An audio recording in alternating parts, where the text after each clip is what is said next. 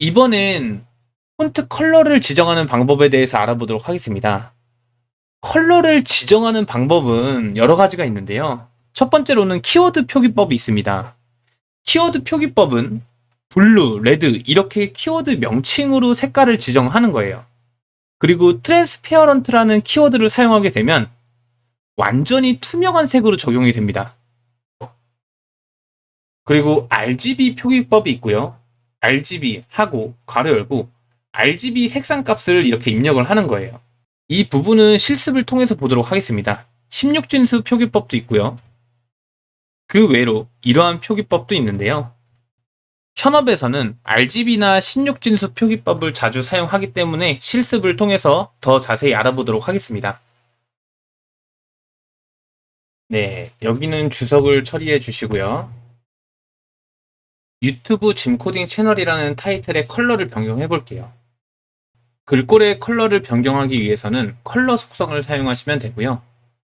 키워드로 블루라고 하면은 파란색으로 변경이 되고요. 그리고 여기 색상을 마우스 오버 하시면 이렇게 컬러 팔레트가 보이는데요. 컬러 팔레트를 이렇게 선택하면 기본적으로 RGB 값이 이렇게 보이실 거예요. 그리고 팔레트를 변경해서 이렇게 적용을 할 수도 있습니다. 저장을 하면 이렇게 적용이 되죠. 그리고 만약에 투명도로 조절하시고 싶으시면 이 값으로 이렇게 조절을 하시면 됩니다. 이게 0으로 갈수록 완전 투명해진다라고 보시면 될 것 같아요. 완전 투명해졌기 때문에 이렇게 폰트가 보이지 않는 거고요. 그리고 만약에 16진수로 표현하고 싶으시면 이 부분을 클릭해 보세요. 클릭해 보시면 16진수로 변환된 값을 확인할 수 있습니다. 저장을 하면 이렇게 적용이 되는 걸 확인할 수 있고요. 계속 클릭을 하면 다양한 값으로 표현할 수 있는 이런 값들이 나오는 걸 확인할 수 있어요. 16진수도 마찬가지로 이렇게 투명색을 조절할 수가 있습니다. 그래서 색상 값을 조금 정리하면 RGB에서 첫 번째는 레드, 그린, 블루의 색상 값을 나타내고요. 마지막 네 번째 있는 값은 투명도를 나타냅니다. 0에 가까워지면 가까워질수록 투명하다라고 보시면 될 것 같아요. 16진수 표기법도 마찬가지입니다. 레드, 그린, 블루고요. 마지막 여기에는 지금 예시가 없는데 네 번째 자리에 0에 가까울수록 투명해진다 라고 보시면 될 것 같습니다. 마지막으로 다양한 글꼴 관련 속성을 살펴보고 이번 시간을 마쳐보도록 하겠습니다. 바로 실습을 하면서 살펴볼게요. 파일을 하나 생성할게요. 3_2라고 하신 다음에 폰트 스타일 2 HTML 파일을 생성해주세요.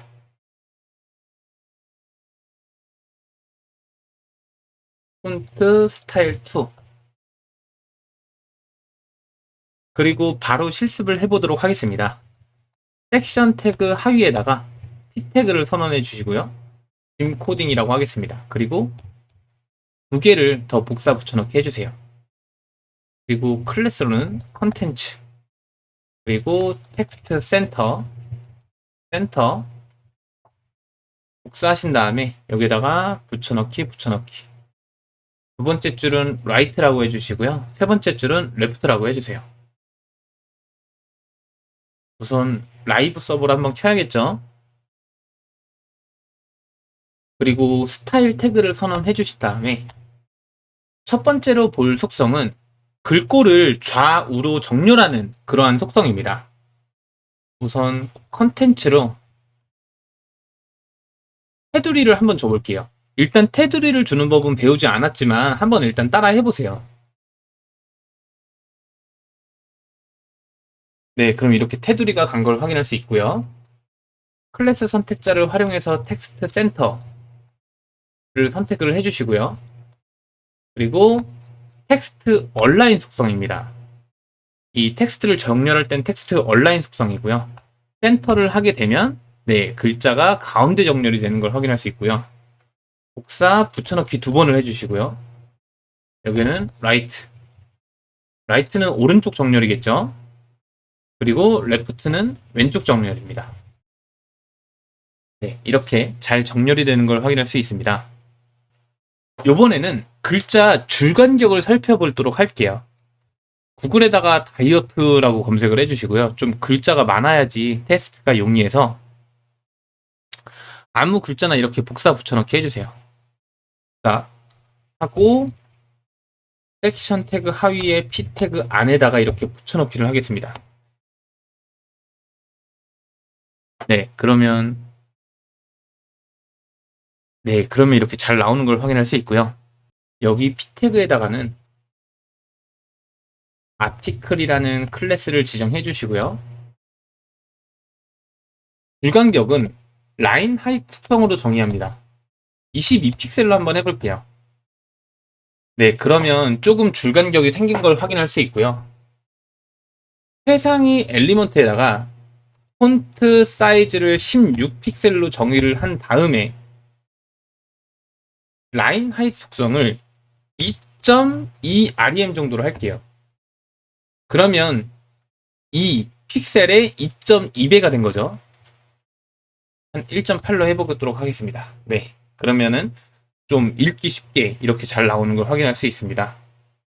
요번엔 글자 간격을 설정해 보도록 하겠습니다. 글자 간격은 레터 스페이싱 이 속성을 사용하고요. 20픽셀이라고 한번 해볼게요.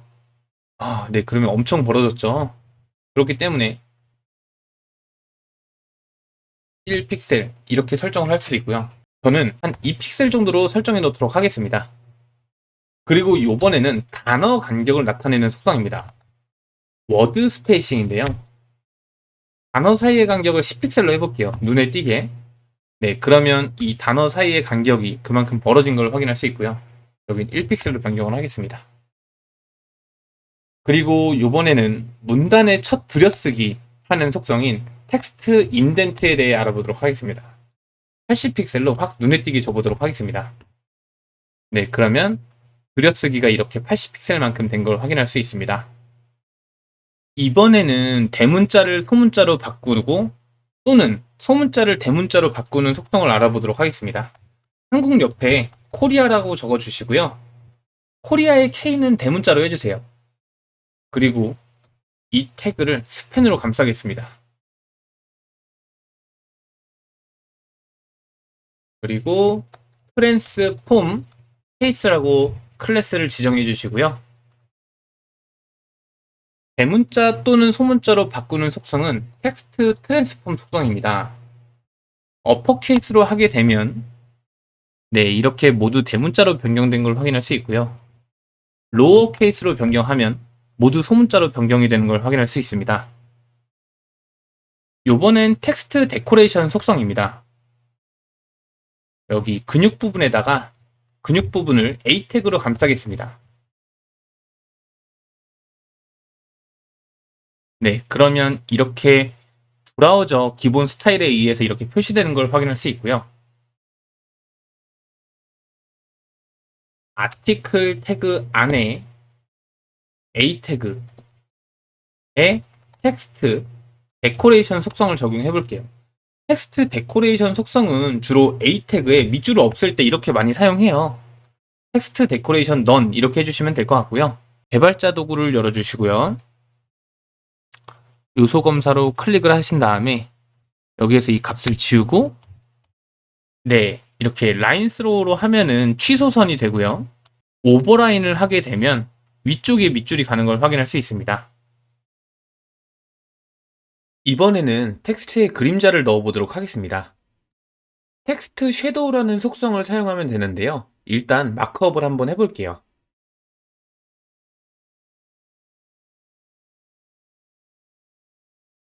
클래스로 텍스트 섀도우를 주시고요.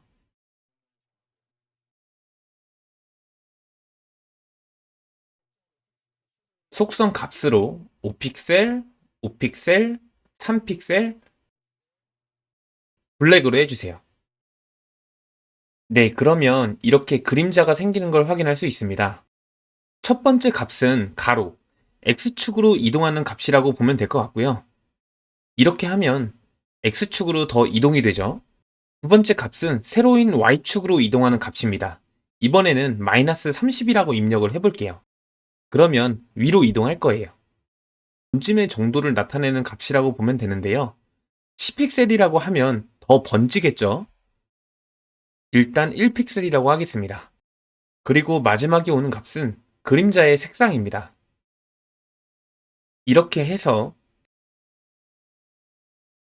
텍스트의 그림자를 설정할 수 있습니다. 마지막으로 살펴볼 속성은 리스트 스타일인데요. 리스트 스타일은 주로 UL 태그에서 이 앞에 이 모양을 없애는 데 사용합니다. UL 태그에 선언하는 스타일이고요. 리스트 스타일, none이라고 하게 되면 네, 이렇게 리스트 스타일이 사라지는 것을 확인할 수 있고요. 서클이라고 넣게 되면 이렇게 동그라미 모양으로 리스트 스타일이 변하는 걸 확인할 수 있습니다. 마찬가지로 개발자 도구에서 이러한 값들을 더 확인하셔도 좋을 것 같습니다.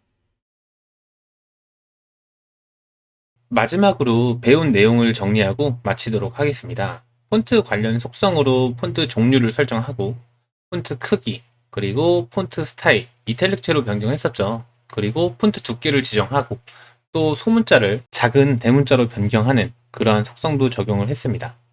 그리고 구글 웹폰트에서 원하는 웹폰트를 적용하는 방법도 실습해 보았고요. 그리고 단위로 픽셀뿐만 아니라 최상의 루트 HTML 태그에 비례해서 적용이 되는 REM, 그리고 현재 적용된 폰트 사이즈에 비례해서 적용하는 EM, 그리고 뷰포트 윗, 뷰포트 하이트에 대해서 알아보았습니다. 색상 같은 경우에는 16진수 값이나 RGB로 표현되는 값을 많이 사용하고요. 그리고 그 외 다양한 폰트 관련 속성에 대해 알아보았습니다. 그리고 최근에 제가 아시는 분이 CSS를 배우면서 이거를 다 꼭 외워야 되냐고 한 몇 번을 물어보시더라고요. 그래서 제가 같은 대답을 많이 해드렸어요. 절대 외우실 필요 없다. 자주 사용하다 보면 자연스럽게 익숙해지고 그렇게 저절로 외워지는 거지 억지로 외우실 필요는 절대 없습니다. 내가 지금 공부하고 있는 언어나 기술에 대해 더 알고 싶으시면 문법을 외우는 것보다 이러한 HTML, CSS를 활용해서 간단한 웹 홈페이지라도 만들어 보는 게 100번, 1000번 훨씬 도움이 많이 됩니다. 유튜브에서 검색을 해보시면 HTML이랑 CSS로 간단하게 만들 수 있는 버튼이라든지 UI가 많이 있어요. 그러한 것을 한번 많이 따라해 보시면 좋을 것 같고요. 저도 나중에 HTML이랑 CSS를 활용한 활용편을 한번 더 준비해 보도록 하겠습니다. 네, 그러면 이번 시간은 마치도록 하겠습니다. 감사합니다.